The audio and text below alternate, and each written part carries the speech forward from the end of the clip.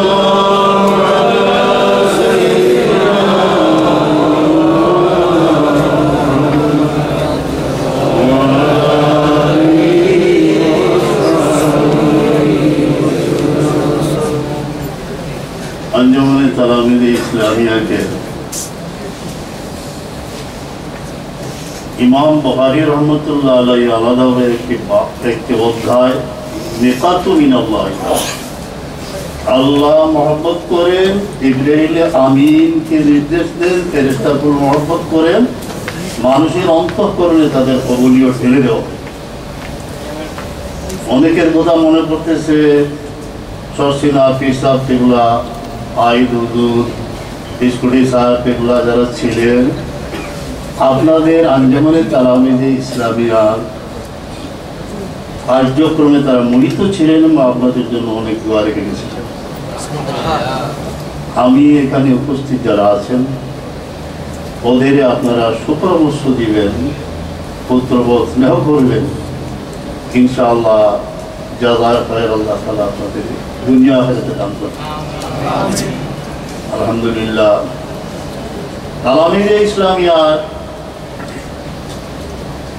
ওই আমাদের জন্মভূমি, শ্যামল সুন্দর এই জন্মভূমি, লাখো মানুষের অঞ্চলে সিক্ত এই জন্মভূমিকে ভালোবাসতে হবে,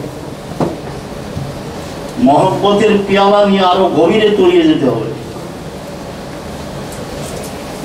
মনে করেন কুশিয়ারা নদীর তীরে একজন লোক গত রাত্রে এসে পরপারে পাড়ি দিল, তার অনাথনাতারা বলতেছে আমাদের ভয় নাই, আমাদের সাহায্যের জন্য তালামিজের লোকরা এখানে আছে, এগিয়ে আসতেছে। কোন জুয়ারি গ্রামগঞ্জে জুয়া খেলার জন্য নিরাপদ শেল্টার অন্বেষণ করতেছে, সে খোঁজ নিয়ে জানলো যে এখানে তালামিজের কিছু কর্মী আছে, সেখানে আর সাহস করবো। দুইটা দিক, আমরা হব প্রবাস শ্রমিকের মতো, যে প্রবাস শ্রমিক প্রবাতে আমাদের আমি গ্রামের লোক, আমার এতিমখানায় প্রায় 1000-এর মতো এতিম আছে, যখন প্রবাহিত হয় তাদের মুখের উপর দিয়ে সেই প্রবাসী শ্রমিক ভোজরে খুব ভালো লাগে।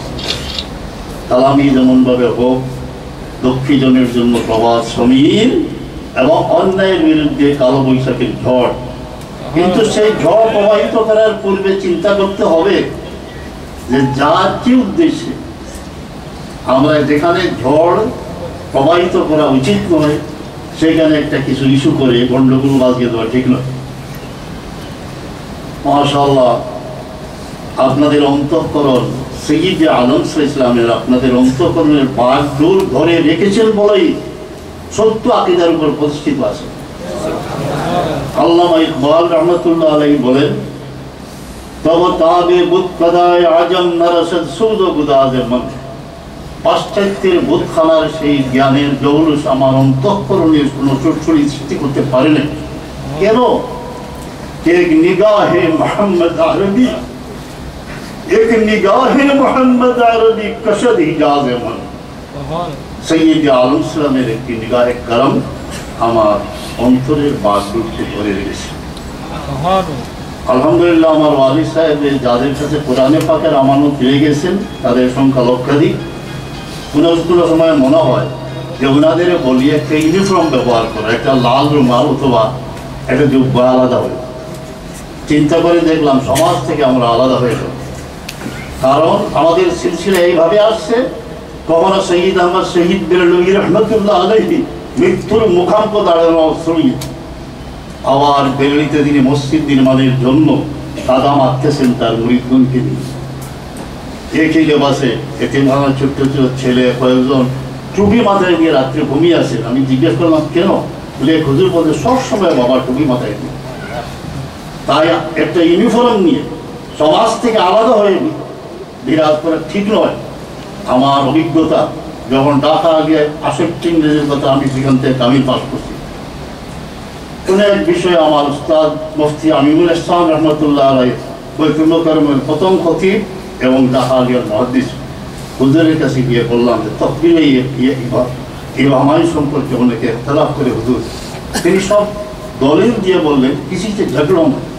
এই কথাটি তার মুখে আমি জীবনে বার কয়েক শুনেছি যে ঝগড়া মত, ঝগড়াঝাটিতে যখন লিপ্ত হওয়া যায় সেই সময়টুকু পথই ঝগড়ার মধ্যে শেষ হয়ে যায়। আমাদের কাফেলা চলবে, আমরা সত্যি পথে যদি টিকে থাকি। আর আমরা অনেক সময় সামান্য মত পার্থক্যের জন্য কোনো মানুষকে চিরশত্রু বলে মনে জ্ঞান করে বাধার একটা বিন্ধ্যাচল সৃষ্টি করে থাকি। আমার এক বন্ধু ঢাকা আলিয়া মাদ্রাসায় যখন পড়তাম, কাদিয়ানীদের মরকজে এখানে আমিও বই নিয়ে আসলাম, কাদিয়ানি তিনিও নিয়ে আসলাম। তিনি প্রায় কাদিয়ানি হয়ে গেলেন। আমি বললাম যে কাদিয়ানি ওকে দুরুস্ত করা দরকার, কিন্তু আমার বিবেক বলল না, তুমি ওর সঙ্গে বসো। শেষ পর্যন্ত বসলাম। আমার হুজুর আল্লামা কাশকরি রহমতুল্লাহ নিকট নিয়ে গেলাম।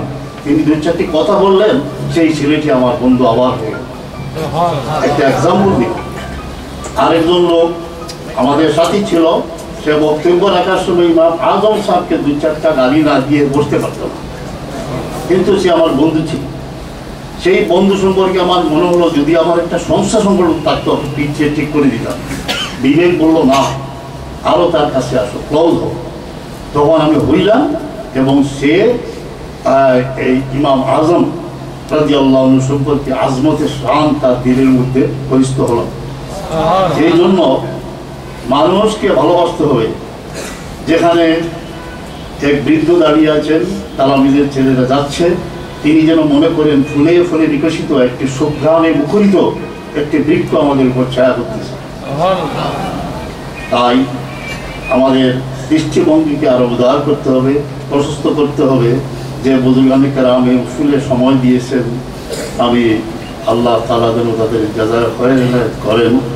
আমি যখন বাড়ির থেকে রওনা হই, তো মনে হলো সে কোনো আওয়াজ শোনার মতো কর্ণ আমার নয়, এমন পীর আমি নই। কিন্তু মনে হলো আমি যেহেতু গল্প লিখক, বালাই হরে কান্না লিখছি, কল্পনা করে আমি মনে মনে করলাম যেন পিতা বলতেছেন যদি আমি জীবিত থাকতাম তবে আমার স্নেহের ছেড়ে দিকে দেখতাম টাকা অবশ্যই। এই স্নেহ ভালোবাসা কণিকের মনে হাসরের ময়দান পর্যন্ত ইনশাআল্লাহ কাজে আসবে। আমি এক দোয়ার মাধ্যমে এখান থেকে বিদায় করছি। اللهم صل على سيدنا محمد وعلى آله وأصحابه أجمعين رب ارحمهما كما ربياني صغيرا. الله خير حافظا وأرحم الراحمين. وصلى الله تعالى على سيدنا محمد وآله وأصحابه آمين. السلام